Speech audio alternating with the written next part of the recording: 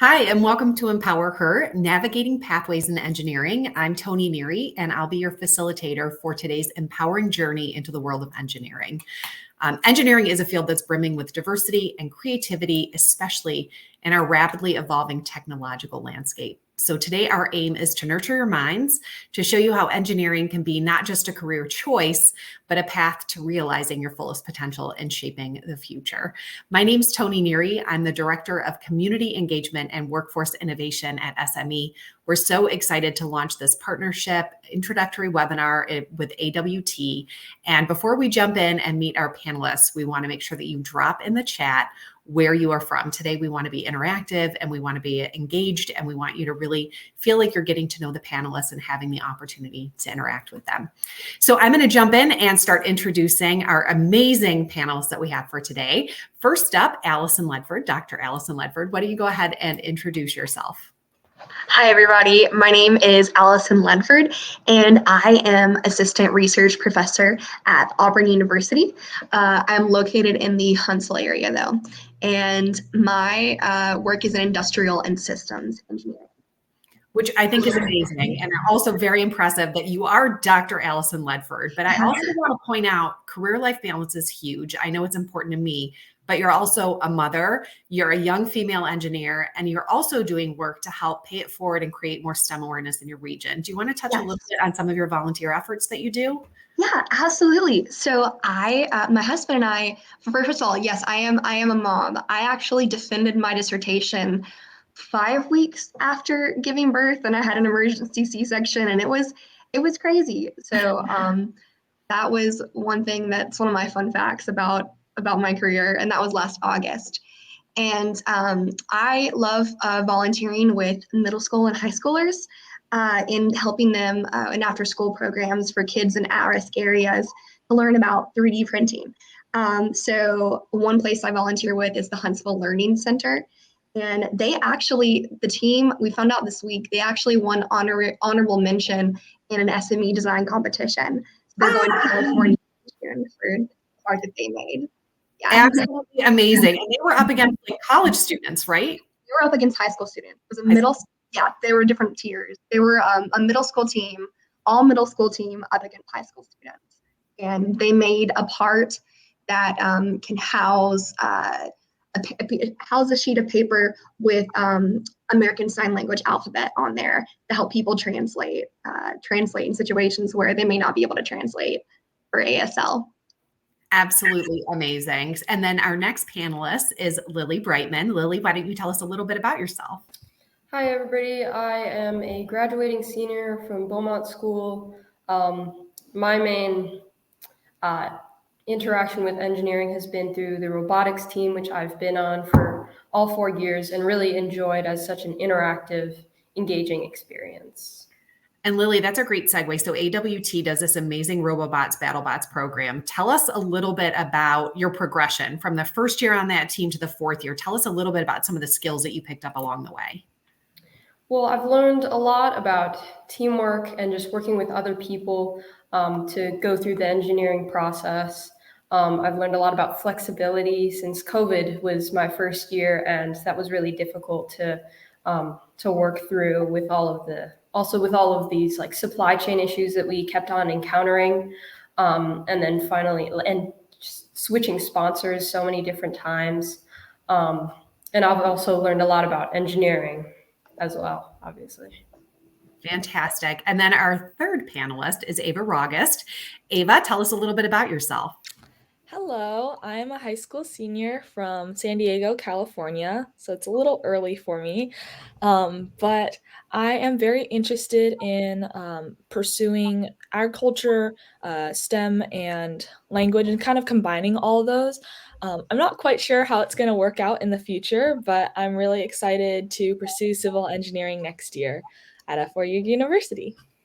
All right. And Ava, you're a high school senior who was also featured in SME's 30 under 30, which is mind blowing to me. I'm like, could we do like the 18 under 18? But tell us a little bit about that award for the 30 under 30 and why you received that. Yeah, so I think much like Dr. Ledford, my high school team competed in the Digital Manufacturing Challenge, and we were honored with the first place award last year. So we got to travel from California to Chicago, which was a very exciting experience. And we were able to accept the award on stage. And not only that, we were able to walk around the convention. And so when I wrote about my experience in that at that convention, and also my other engineering experience at like a construction internship, I was able to receive the 30 Under 30 award, which is this pretty swanky magazine with all these very impressive people with amazing accomplishments. And you are happily one of them. So if you're not already impressed by our panelists, you will be by the end of today. I do have to switch over to a little bit of housekeeping before we jump in and get to know our amazing panelists. Please note all attendees are muted during the session. We're requesting that you use the chat feature to ask questions, make comments, or provide any feedback. And we do encourage active participation throughout the program. You can use those reaction features, you can use the chat box, and you'll also see there are green highlighted questions that we want your participation. This session is being recorded, and we will have the link available for anybody that was not able to catch this live with us. And for any post-event inquiries, please contact membership@sme.org.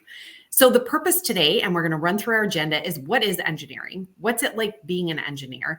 And why should I pursue engineering? And we were very intentional in the fact that we wanted young and dynamic individuals that are in varying degrees of their journey in the field of engineering.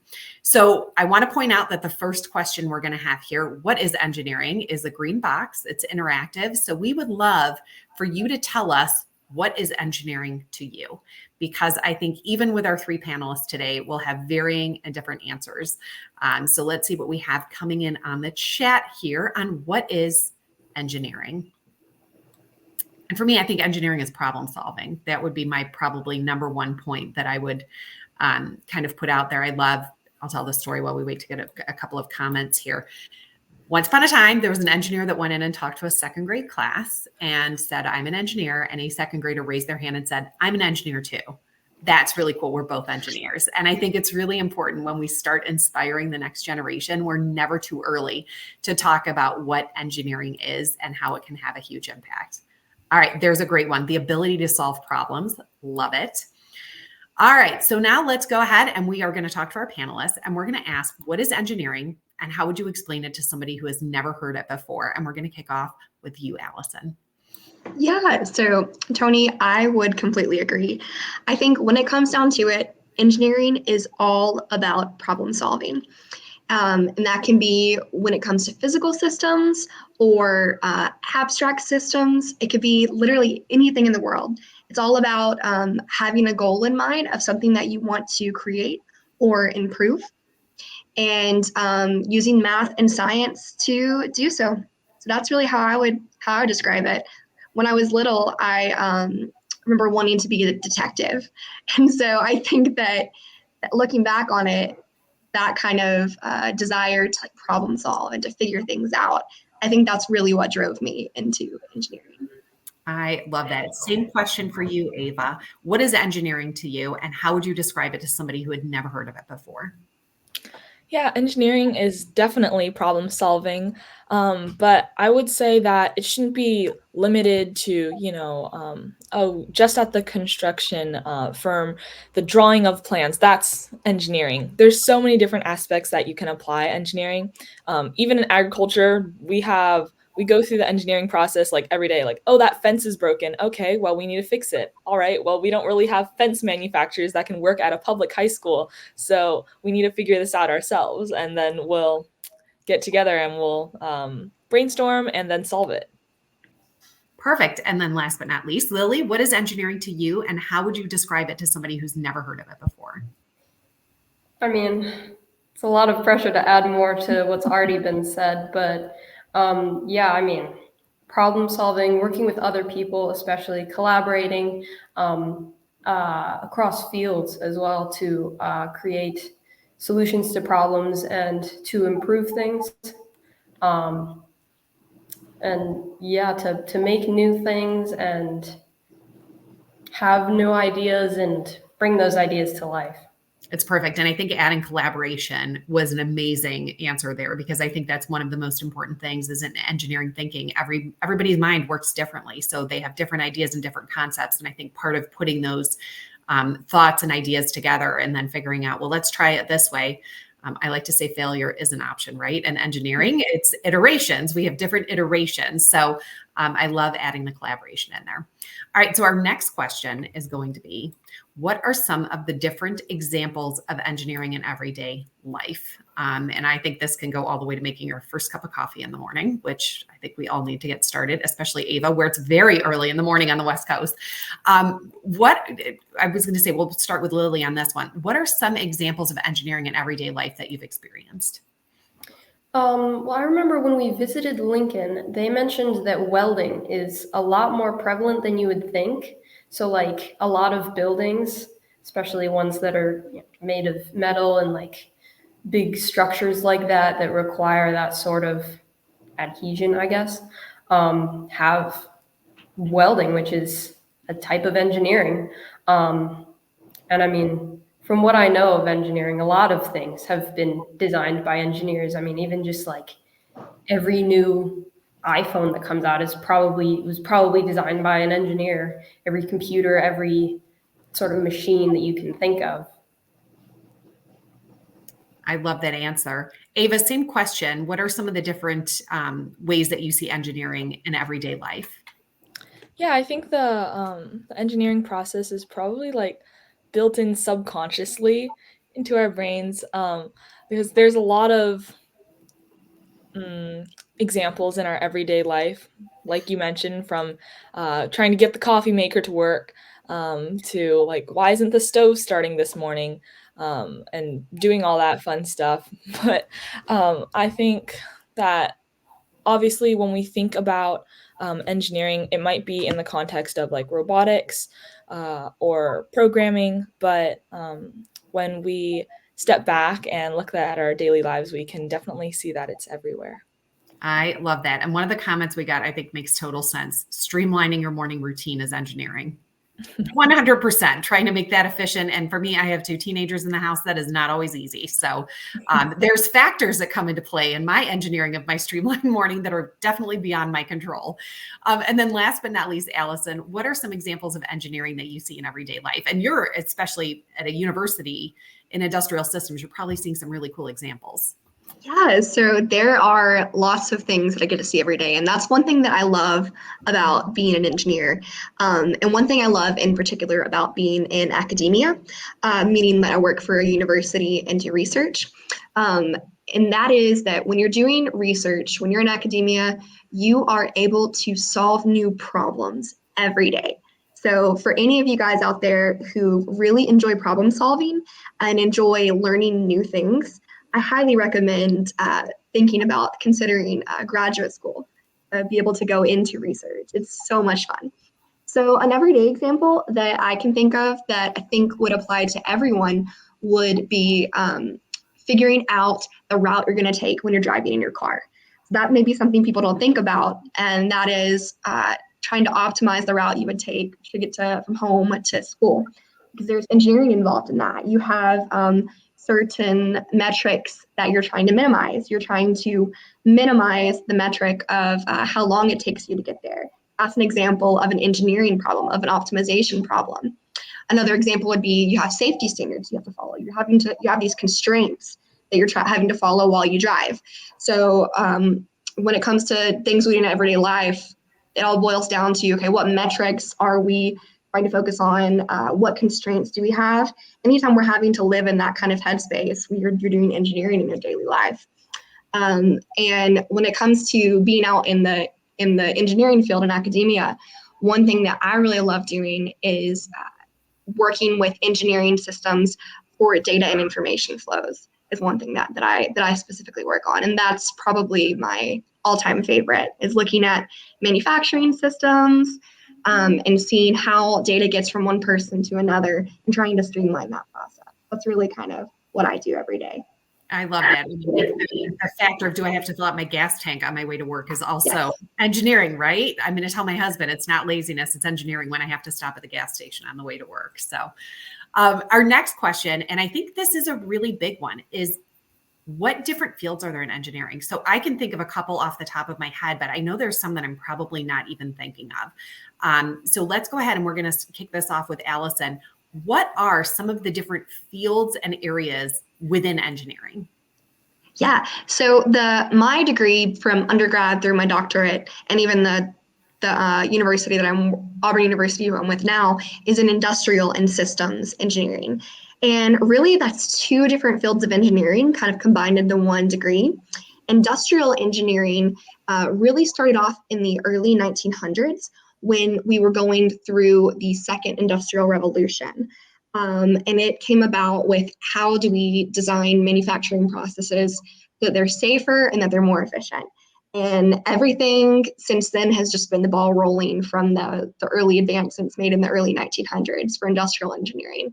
Systems engineering, on the other hand, is all about how we apply the scientific method for decomposing complex systems and developing system requirements to be able to design and develop really complex things. So think like one of the biggest examples would be like, okay, how do we manage the process of creating a rocket or a really fancy defense system? So that's really kind of more where system engineering comes in. And you're doing a lot of things like functional decomposition, which is pretty much drawing pretty pictures that show how a system all fits together and writing out different needs and requirements for that system and working a lot with people. So that's how I would kind of boil down industrial engineering and systems engineering.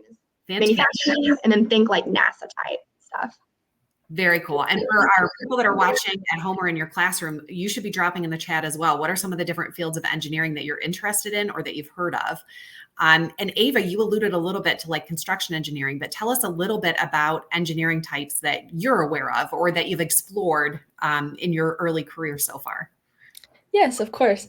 So I think actually on the slide, I had a picture of me sitting next to a crane, which was absolutely insane. It was really creepy because the crane, it looks very sturdy, like I'm sitting on that steel beam there, but it was actually only supported by like a couple beams below like maybe a foot of concrete. So it was really insane to see how this crane that like if you just put it on loose soil, it will completely like crumble and stuff. How like geotechnical engineers had to look at that and say, oh, hey, if you use concrete with this amount of pressure and this composition, you can definitely support this very, very heavy crane.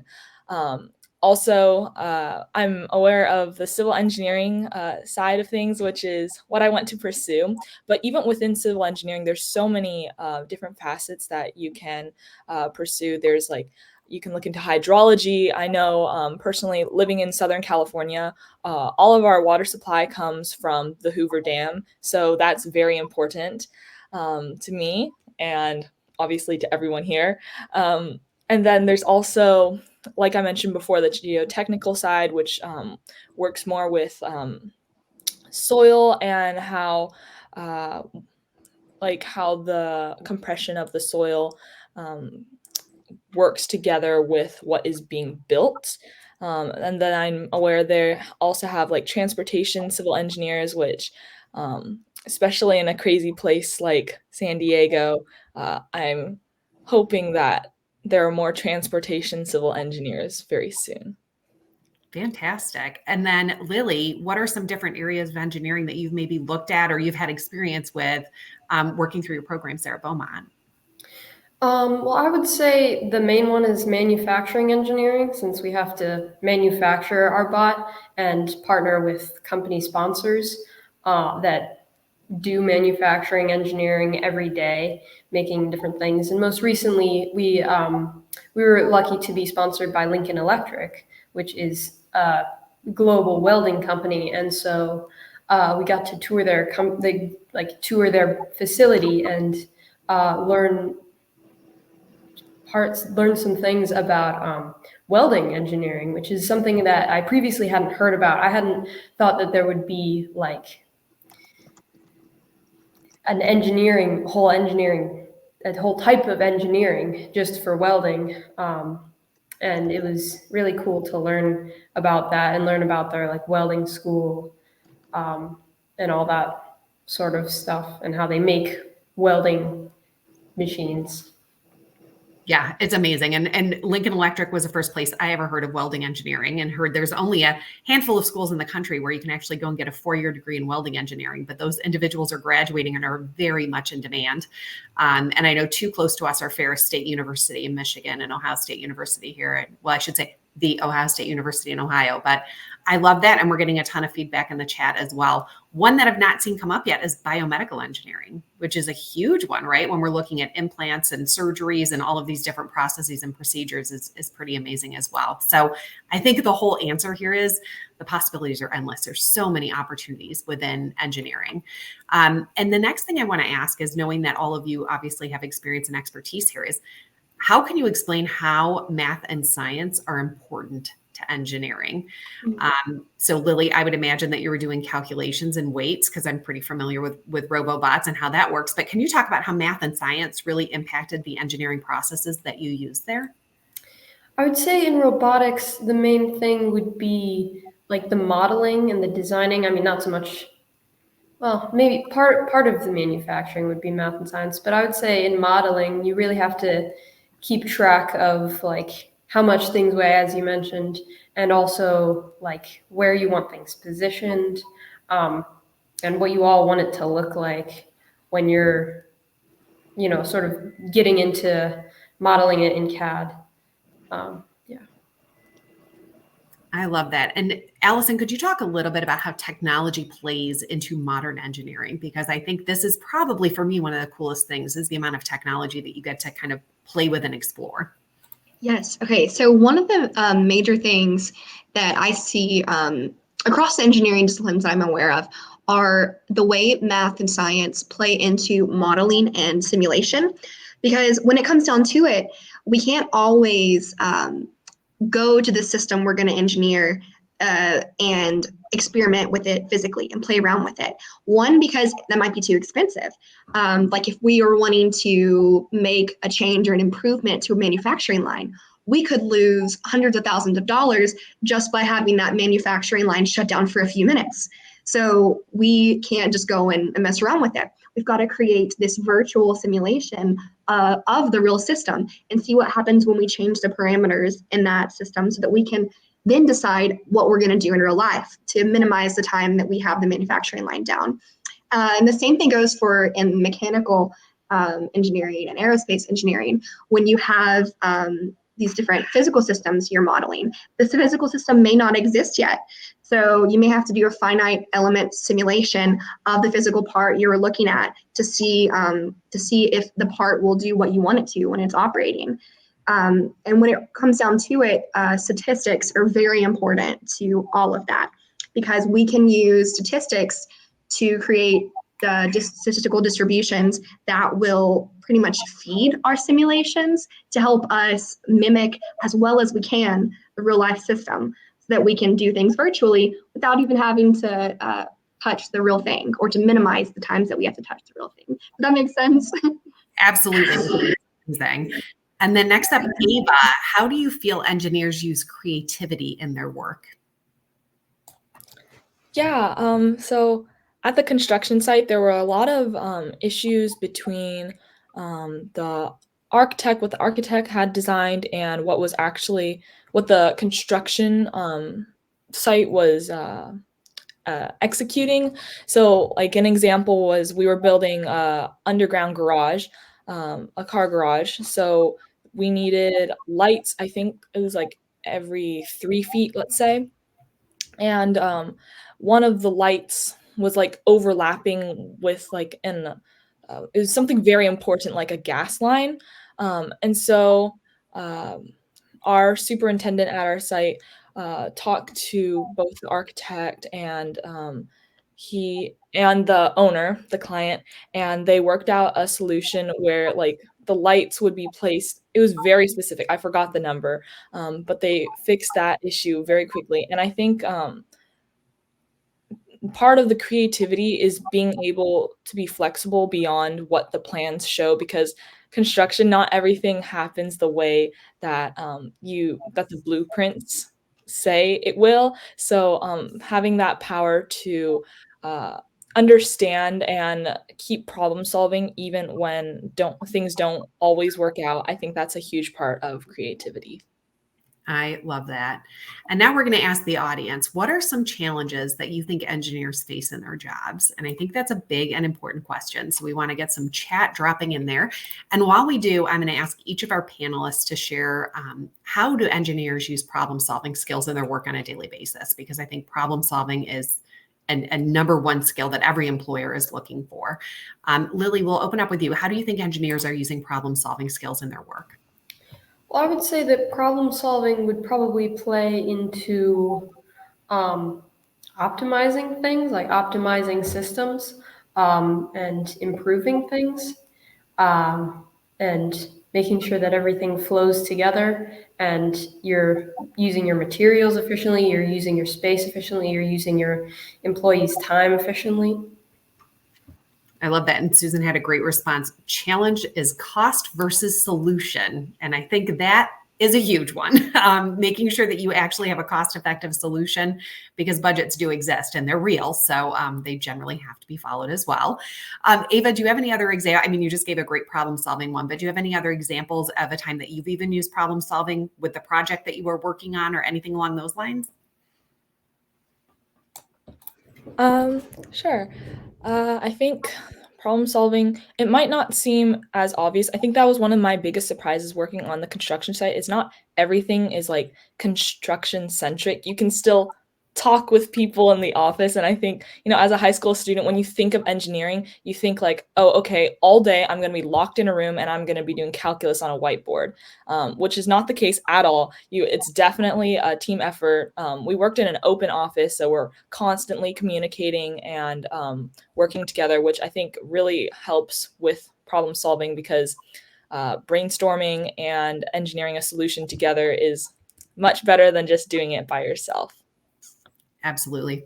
Great minds think alike, but also having differing opinions helps you find even more robust solutions as well. So I love that. The next question we're going to ask, and again, I know Lily and Ava, you're getting ready to graduate from high school. So it's like, oh my gosh, you're so young, but you're already so experienced. What is it like being an engineer? And we'll kick this one off with Ava.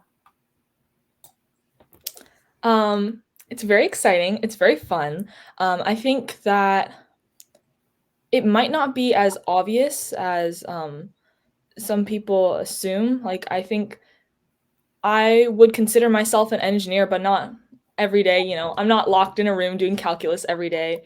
I'm not programming every second I can. It's very just, I think it's a blessing to be able to look at the world in a different lens and see like, oh, there's an issue and this might be a solution, and start to have the motivation to start to work on that solution. So I think it's really more of a mindset than just a job. I love that. Lily, do you want to tell us a little bit about what it's like being an engineer for you? I mean, yeah, I totally agree with what Ava's saying, that it's not just the things you do, but the way you think about the problems that you encounter in your everyday life. You find yourself testing the ideas that you have and solving problems the way that an engineer would, going through the brainstorming process like an engineer would. And it's a lot of collaboration as well. Working with my team members and with the company sponsors is super exciting to me, and making all these connections in the engineering sphere. And yeah, it's really eye-opening, I would say. I love it. And then Allison, I think you have an even different perspective based on the fact that you've gone, through all the way through your PhD. You're in an education environment, but tell us a little bit about what it's like being an engineer for you. Yeah, so I think one of the greatest lessons that I have learned from my faculty advisor, Dr. Greg Harris, is that when it comes to being an engineer, one of the most important things that you can do is to listen very well. when you're working with a customer or you're working with anyone, it's so important to be able to listen and to be able to really hear what people's problems are, because a lot of the time in engineering we get really excited about let's get to designing, let's get to actually doing hands-on stuff. But if we jump straight into that without actually listening to our stakeholders, the people with the problem, then we're very, very likely going to miss exactly what they are needing in the first place. So I spend a lot of my time listening to others and reading what other people have to say about different engineering aspects, because it's so important to be able to actually understand a problem and define a problem before you even start to go hands-on. So I think that's one thing that has surprised me is sometimes the hands-on part is not a big part of your day. A big part of your day is just listening and defining the problem and learning how to think about the problem before you even get into it. So that's one of the main things that I would bring up of what it's like being an engineer, is being a good listener. I love that perspective. And I don't think that's talked about frequently, is like being a good listener relates to being a great engineer as well. Any recent innovations in engineering that any of you find fascinating? I know there's been a lot of talk about AI and there's emerging technology, but is there anything standing out that's like a recent innovation in engineering that any of you find really kind of fascinating? So one thing that has been really exciting to me, and this is sort of like a personal story, but whenever I went into doing my PhD, I had honestly never planned on doing a PhD. It was really just that I loved to problem solve. And then my advisor came to me and was like, "Hey, you really like problem solving. Why don't you try this out?" And I was like, "Oh my goodness, this will be so much fun." So I was not planning on being an inventor and inventing things. But as I was going about, doing the listening and the problem solving, I actually have a patent that through the university from my dissertation work that is about to be issued by the United States Patent Office. So, and we've got a second patent that we're filing. So it's one innovation that I get really excited about is the innovations that my team is doing. And something it's called DEMA, data element mapping and analysis. And it's pretty much just this method for being able to identify data information flows across a life cycle so that you can then streamline them and make them more efficient. But that's one thing I love about being in academia and working for a university, is that you're getting to see innovations all the time. And I get really excited about the innovations that my team is doing. That's amazing. You have not one, but potentially two patents. That's amazing. Ava or Lily, anything else that you can think of that's really innovative that you've seen coming up in engineering that you're like, oh, wait, this would be kind of cool to share with the audience? I've always been really amazed by 3D printing. I think it's so awesome that you can use additive manufacturing to create something from almost nothing. Obviously, you use like filament and stuff to 3D print, but I think when I went to the convention last year, I just didn't realize how massive the additive manufacturing world was.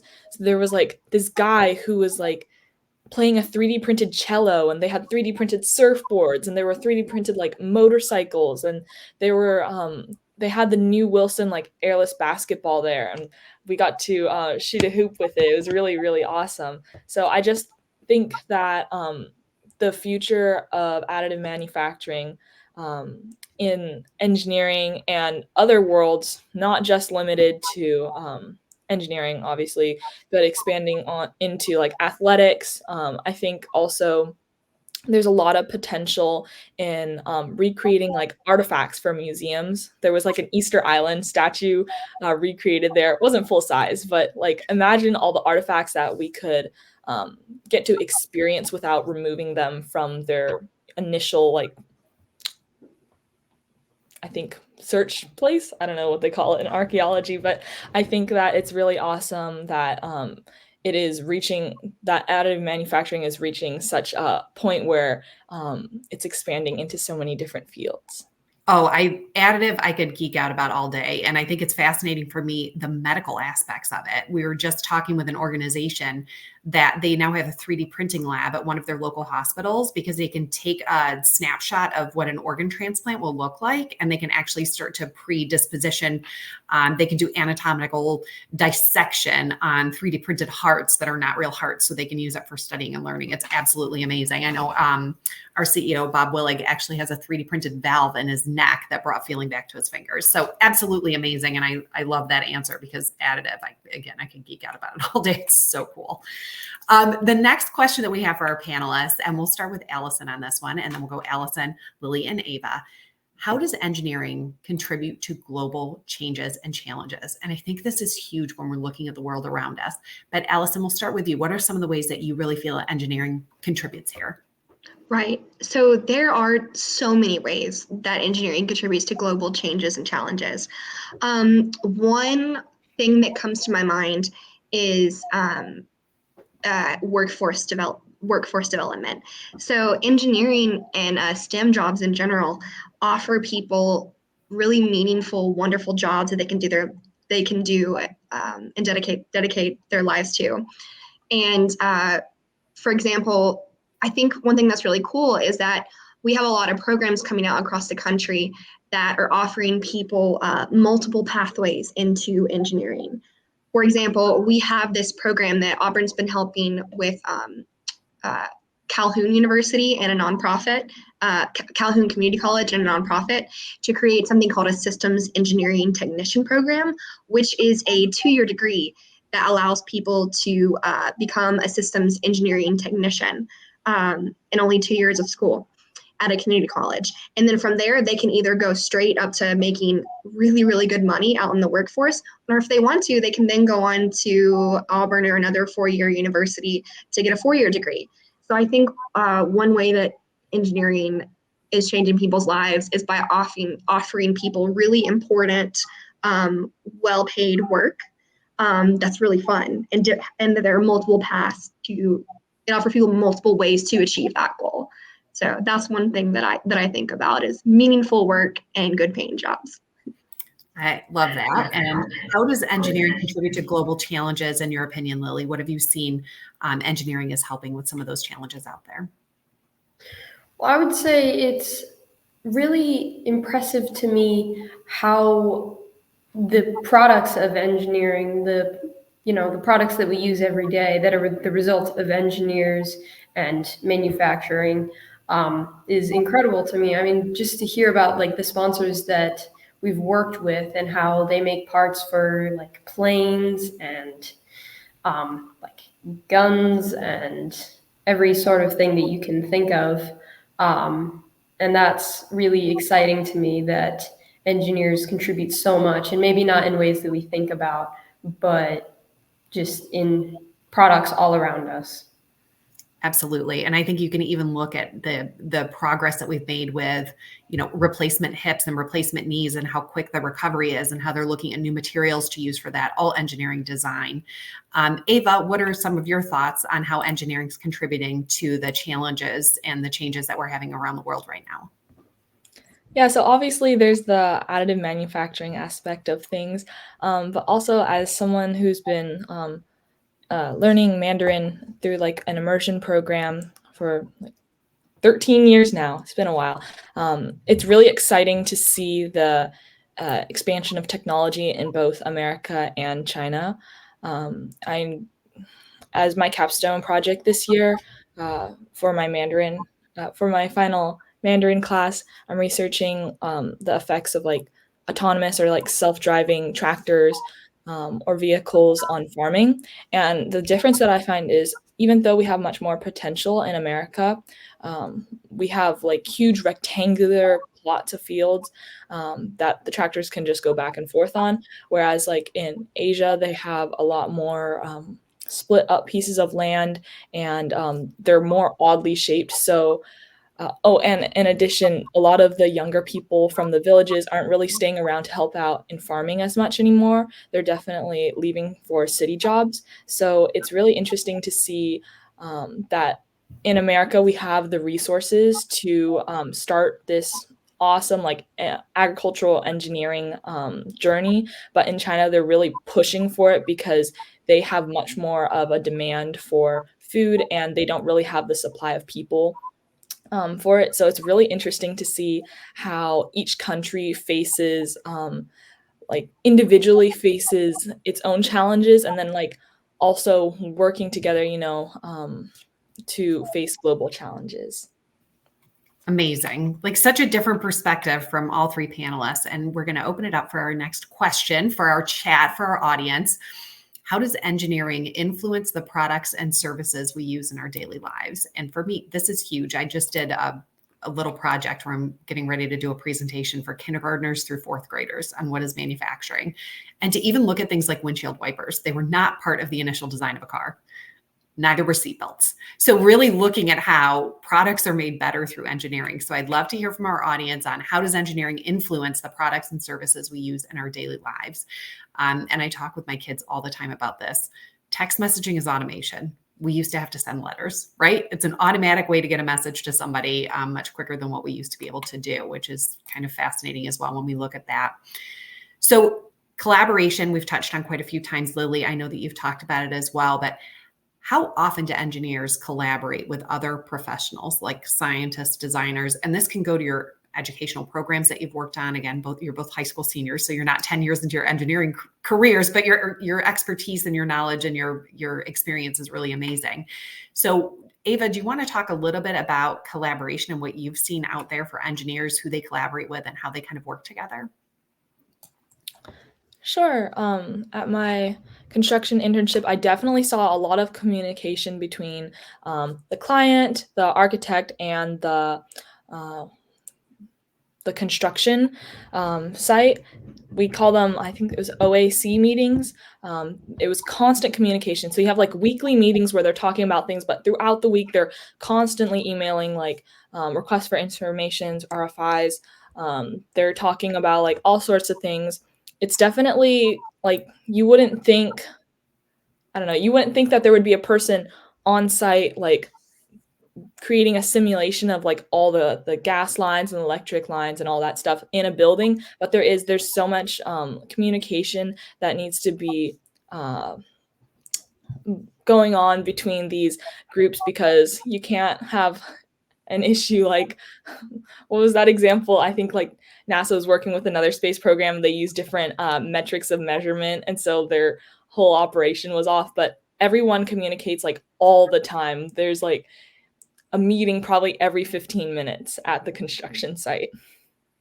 I love that. And Lily, can you explain a little bit about the process of taking an idea from concept to reality in engineering? And I think your robot is probably a prime example of that. Yeah, so I mean, in my experience with robotics, we have meetings every week, and we start initially with our ideas. We start with brainstorming and figuring out what big ideas, what we want it to look like, and then we gradually sort of refine and revise and get down to the details, look at specifics, and think about how everything's going to work together in drawings on paper. And then we start doing CAD models and looking again at how things are going to fit together in the bot within like weight constraints and what materials we're going to use and all that sort of stuff. And then we do more physical modeling with cardboard, and then we get into 3D printing things. And then finally, once we have a really solid design that we think will be underweight and we know the materials that we're going to use, we can then talk to our sponsors and say, hey, this is kind of what we were thinking, and they input their ideas. And then unfortunately, we aren't able to manufacture everything ourselves, since we don't have a lot of access to that sort of machinery. But when possible, we try to help out with that. And our sponsors are able to take our idea and manufacture our parts. And so then we have our full complete bot. I love that. And I love the fact that you're going from pencil and paper all the way through prototyping and looking at different opportunities and modeling. How long does that process normally take from when you're first doing your pen and paper sketches until you're actually physically holding your first bot? It usually takes, quite a few months. Usually it's from like September, late September, early October, all the way until like, I'd say March would be the ideal time to have a bot. But lately, unfortunately, with all of the issues with COVID and switching mentors so many times, I have not had the opportunity to have an ideal year. Because what I outlined was an ideal process of having all of those steps in that order in a, across a wide time frame. Every year it's kind of been more like we have many fewer months and a lot less time to refine. But yeah, nevertheless, it's been very cool. Well, and there's always ideal timelines, and they are very rarely hit in the real world, right? There's always something that pops up. I want to go into the next slide, which I think is a really big one. And I want to switch the question up a little bit because it says, why should I pursue engineering? I want to know why you pursued engineering, because I think it's really important that we start to identify the fact that we have very different backgrounds with all three of our panelists here, different aspirations, different engineering styles that you're going to go into.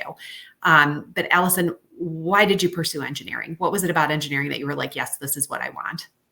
Yeah, so at first I wasn't really sure. I just knew that I really wanted to know how things worked. And I knew that engineering was going to allow me to be able to do problem solving. And so that's really what it boiled down to, is I just wanted to know how things worked and how to make things better, and how to make tangible impact on people's lives to make things better for people. All right. So if you're in our audience and you're watching this presentation right now and you want to know how things work and you want to know why they work the way they do, drop yes or me in the chat right now, because I used to take apart toasters when I was younger. I could never get them back together, but I always wanted to know how it worked that it actually made bread into toast. So I think nurturing that curiosity, especially in young females, oftentimes does not happen. So if you are curious about how things work or why they work, we want you to comment in the chat. Yes. And I think, Tony, one thing that I didn't realize at the time is when I went to Auburn University, I was thinking, okay, I guess I'll do electrical engineering. And that sounds really cool, because I had never heard of industrial engineering. And then as a kid, I was not so much interested in physical parts, though I was a little bit, and I wasn't as interested in learning how things worked physically. I was interested in learning why systems worked the way they did, why different processes would work well. And when I found out, I think I was actually watching a video my freshman year at Auburn about industrial engineering, and they showed a video of people at Disney World, and they explained, okay, this is how we are able to do process engineering to make the magic happen, to make things run efficiently. And that was when I saw that, I was like, yes, that's what I want to do. So I think it's important to know that if you want to know how things work, whether that be a physical system or whether it be a process, those are both engineering. So that's one thing that I wish I had known when I was younger that I know now. I love that. I also want to highlight a comment from Josie here, because it says, I think that as more women enter engineering, designs and products are better able to meet the needs and interests of women. Like, can we just get a round of applause for that? Because I think it was Volvo created the cutout in the back of the headrest in the driver's seat for ponytails. Like, thank you. I don't want to have to take my claw clip out before I jump in my car and go run to the store. So I love that. And Josie, I love that comment, because I think it's so important that we're looking at the world through a lens that solves problems for the entire world, not just one set of individuals. So I love that. Next up is Ava. Ava, why are you pursuing engineering? What does it mean to you? And why is that interesting to you? So as a kid, I went to a lot of workshops, kind of like this one. I went to panels. I was part of a lot of specifically girls in engineering programs, to kind of figure out what was going on. Because engineering, first of all, that's a long word. So I was like, what does that even mean? It sounds so like magical, so fancy. What's going on here? So I was really curious about engineering. I grew up on an insane love for Legos and robotics. So I think that definitely helped me get interested. And then, once you're like I know Lily can attest to this. Once you're on a team of like really driven individuals who just want to build something and are willing to like go through this process with you, it's really like it's a magical thing. It's very exciting to be able to create something new and be a part of, something greater that like a robotics competition organization that can bring awareness of STEM to different places. So I think it's definitely kind of seeing like the impact that you can make, and also just the fun of it all. I love that. And then last but not least, Lily, same question for you. Why engineering? Like what intrigued you about engineering and why is this something that really kind of got your attention?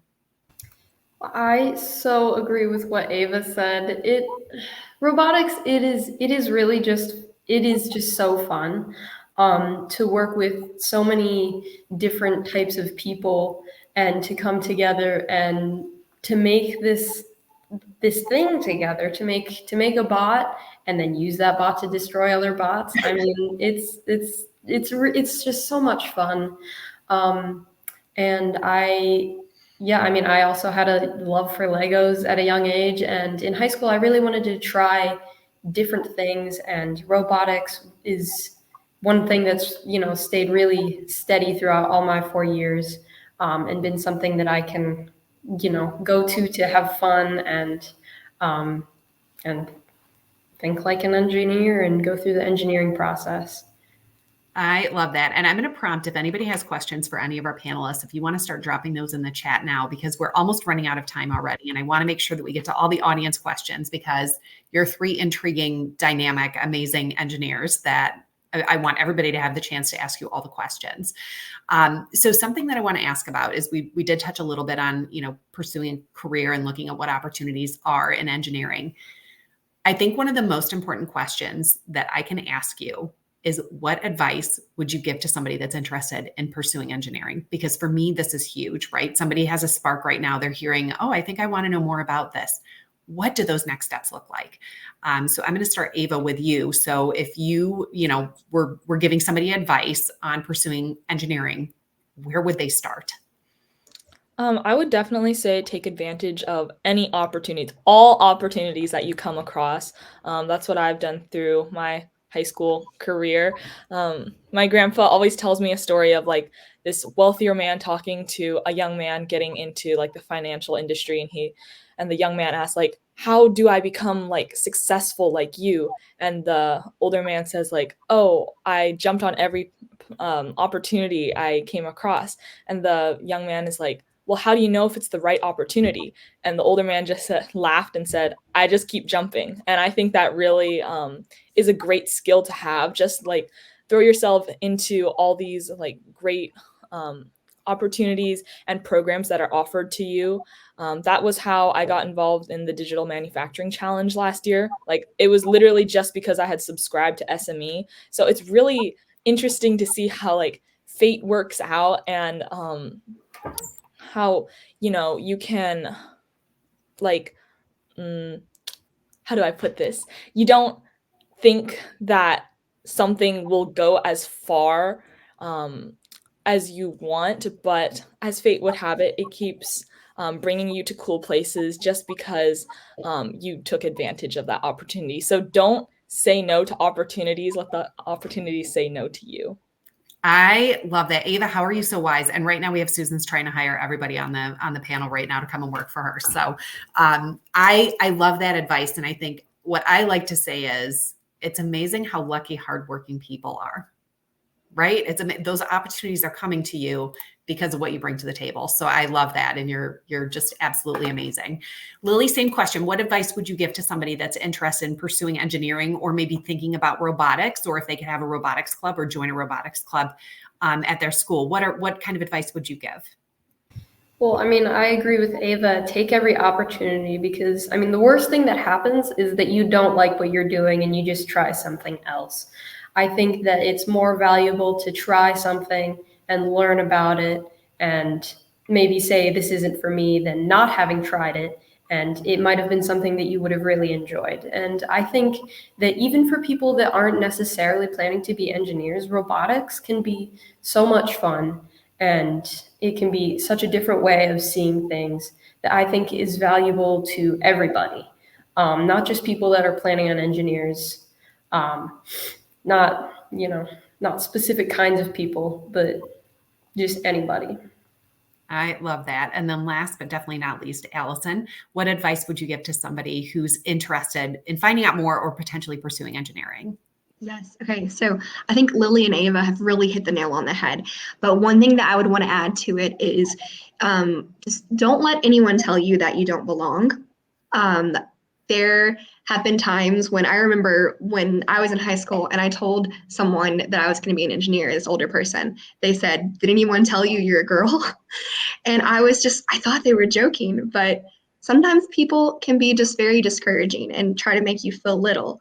But if you are hardworking, if you're passionate about it, if you're willing to listen and willing to learn, and you love problem solving, you will do great in engineering. So that's one of my sort of high level things is don't let anyone tell you you don't belong if you're willing to put in the work and to do your best. Secondly, practical advice I would give is if you're in college or if you're in high school, middle school, is join clubs if you have them available to you. If you have conferences and events in your town, go to those in-person events and meet people who are in engineering, like how Lily talked about. Sorry, I think it was Ava mentioned how she signed up for SME Online. And she's able to get those emails and see the virtual events. So you can go on social media and look at different engineering organizations like SME, follow them on your Instagram or your TikTok, and just see things, see what events are going on. Don't be afraid to go. And last but not least, I just want to point out just another thing of talking about how you guys do belong. The picture on the far right was my senior design team, which senior design is like a capstone project at a university. This was a senior design team that I mentored this year. And in the past, a lot of engineering has been very heavily male dominated at our universities. But I was just amazed that I was assigned a team and it was a team of all five. They were all five female engineers about to graduate. And so don't let anyone tell you don't belong. I love that. And I honestly feel like that's kind of the perfect note for us to almost start to wrap up on is, yes, engineering has looked very male dominated, but the world is changing. And it's so funny because y'all are pretty young, so you may not get this, but I said it at a conference last week and people were like, who is Ginger Rogers? But Ginger Rogers did everything Fred Astaire did, and she did it backwards and in high heels. So go and Google who Ginger Rogers and Fred Astaire are. You can do it. So if you have any interest, I would also say get on LinkedIn, find inspiring female engineers. There are a lot out there. Connect with them and ask them to be your mentor. So thank you so much to our panelists for saying yes to us. Thank you for saying yes to everything. But as our session is coming to an end, I hope you've gained valuable insights into the dynamic world of engineering. Thank you to our wonderful panelists. I cannot thank you enough for joining us and sharing your journey with us.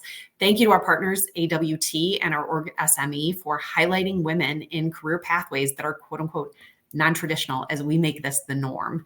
If you're not already involved with SME and AWT, this is your perfect opportunity to get engaged. To become an SME educator member or a student member, get your students involved at membership@sme.org. To become an AWT member and get involved as a student, learn more about thinkmfg.com/membership. Remember, engineering is not just about solving problems. It's about creativity, collaboration, making a positive impact on the world around us.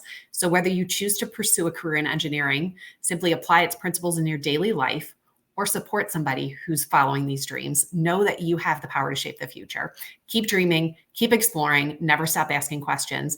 And thank you so much for joining us today on this truly empowering journey.